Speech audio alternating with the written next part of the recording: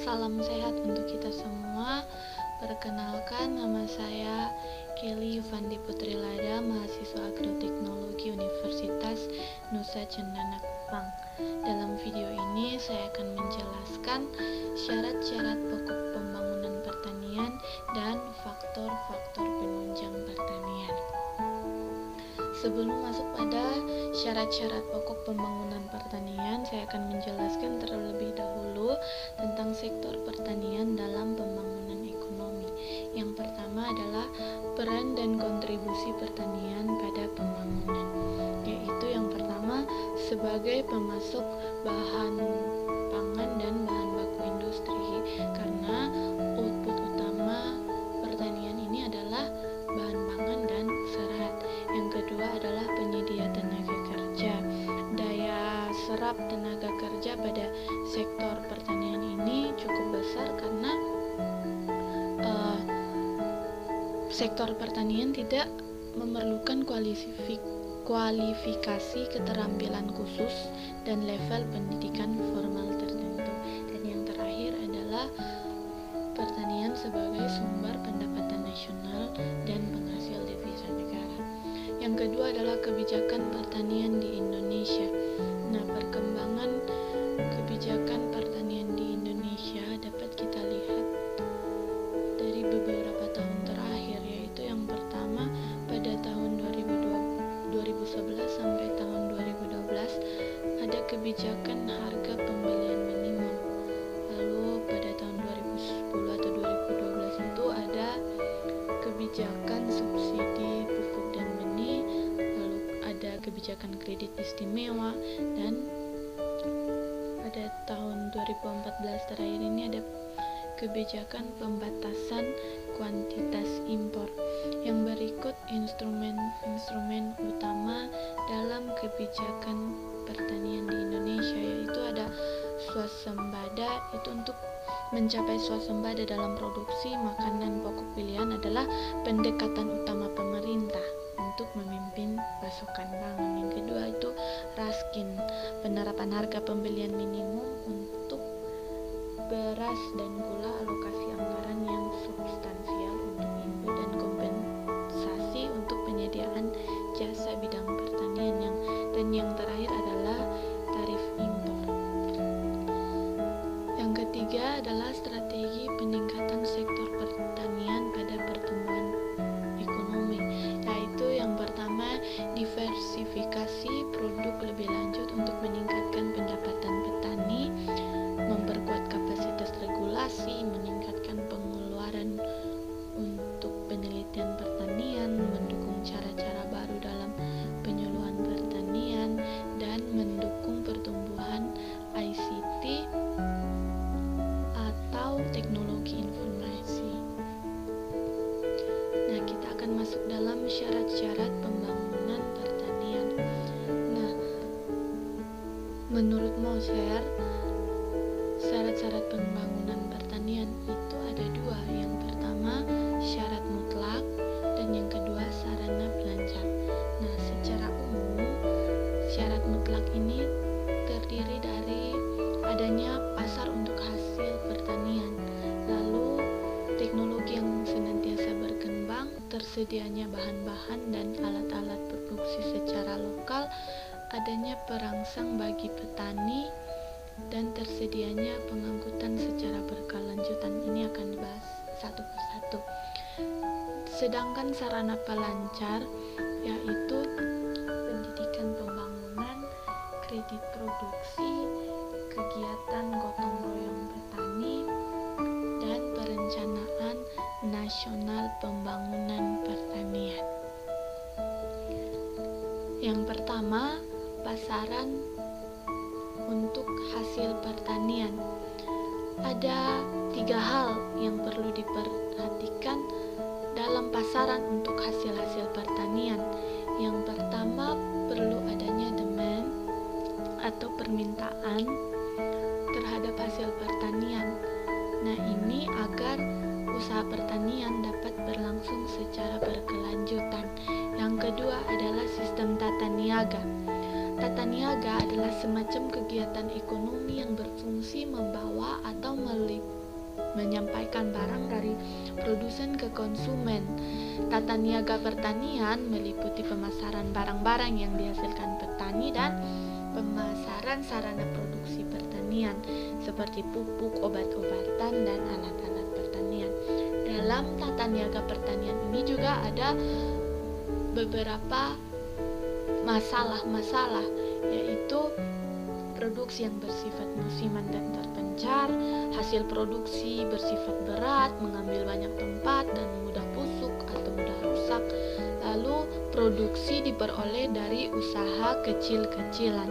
Karena itu perlu adanya peran pemerintah dalam tata niaga pertanian, yaitu untuk menetapkan standar mutu komoditi penting, peranan alat timbang, alat pengukur, sistem mata uang yang bisa dipercaya, memberikan jaminan hukum, membantu penyaluran, menyediakan konfirmasi melalui dinas atau instansi terkait. Dan yang terakhir adalah kepercayaan petani pada kelancaran sistem tata niaga. Usaha pertanian ini agar dapat berjalan dengan baik dan mengalami peningkatan, maka harus ada kepercayaan dari petani terhadap sistem tata niaga. Karena itu ada beberapa faktor yang dapat meningkatkan kepercayaan petani terhadap sistem tata niaga. Yang pertama, kesadaran petani tentang pentingnya jasa-jasa yang diberikan pedagang. Yang kedua, lancar tidaknya sistem tata niaga pada masa lampau, itu juga mempengaruhi.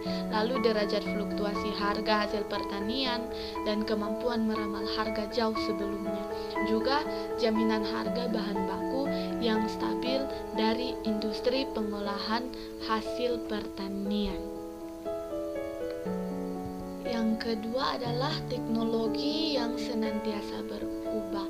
Nah, pembangunan pertanian dapat berlangsung secara berkelanjutan jika teknologi yang diterapkan itu selalu berubah atau berkembang. Nah, yang termasuk dalam teknologi pertanian yaitu cara kerja, itu menyiapkan lahan, menyemai, menanam, memungut hasil, mengelola dan lainnya. Juga bahan, benih, pupuk, obat-obatan, peralatan pertanian, dan sumber tenaga dan masih ada lainnya. Lalu ada juga yang dikenal dengan paket teknologi baru, atau di Indonesia sering disebut panca usaha tani. Itu merupakan penerapan beberapa teknologi sekaligus, yaitu pengolahan tanah, pemakaian varietas unggul, pengairan, pemupukan, pemberantasan hama dan penyakit. Nah, teknologi ini diterapkan secara sekaligus karena berbagai pekerjaan pertanian itu saling berhubungan dan sangat berpengaruh terhadap hasil. Dan ada juga sumber-sumber teknologi baru. Sumber-sumber teknologi baru ini dari teknik kerja petani lain dan adopsi teknologi dari tempat lain, juga dari hasil penelitian. Yang ketiga, tersedianya sarana produksi secara lokal. Sifat sarana produksi pertanian agar petani mau membeli itu yang pertama, secara teknis dapat dilakukan oleh petani. Lalu mutunya terpercaya, harganya terjangkau, tersedia secara lokal saat dibutuhkan, dan dijual dengan ukuran dan takaran yang tepat. Yang keempat, perangsang produksi bagi petani. Perangsang produksi bagi petani ada yang bersifat ekonomi dan bersifat psikis. Yang bersifat ekonomi ini adalah perbandingan harga yang menguntungkan bagi hasil yang wajar, tersedianya barang dan jasa yang ingin dibeli petani untuk keluarganya. Lalu yang bersifat psikis itu contohnya penghargaan dan insentif dari pemerintah terhadap petani yang berprestasi atau petani teladan. Nah, yang terakhir adalah pengangkutan. Pengangkutan ini sangat penting karena pertanian itu harus tersebar luas, lalu menjadi perangsang bagi petani saprotan dapat dibeli dengan harga yang terjangkau, memudahkan petani mengakses saprotan dan informasi serta pasar. Yang kedua, faktor-faktor pelancar pembangunan pertanian. Ada beberapa faktor pelancar pembangunan pertanian.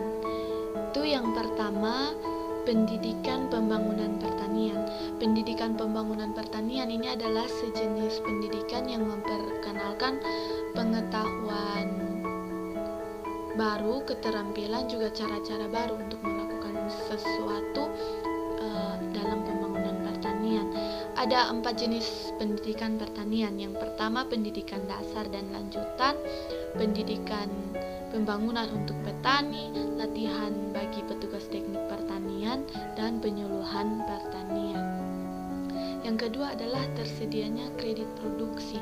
Nah, adanya kredit produksi ini dalam upaya untuk memenuhi kebutuhan produksi petani tanpa terlibat utang. Nah, ada 2 jenis kredit produksi. Yang pertama adalah pemberian sarana dan peralatan produksi.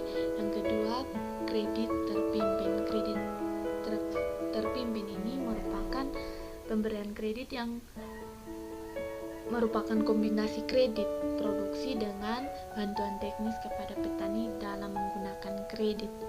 Yang ketiga adalah kerjasama kelompok petani. Usaha pertanian ini sangat kompleks sehingga diperlukan kerjasama atau kegotong royongan para petani. Nah, karena itu ada beberapa tindakan pemerintah yang dapat menggiatkan kerjasama kelompok petani, yaitu bantuan dalam pengorganisasian, penyedia bahan atau peralatan khusus, bantuan teknis dan pengelolaan organisasi, dan juga bantuan keuangan.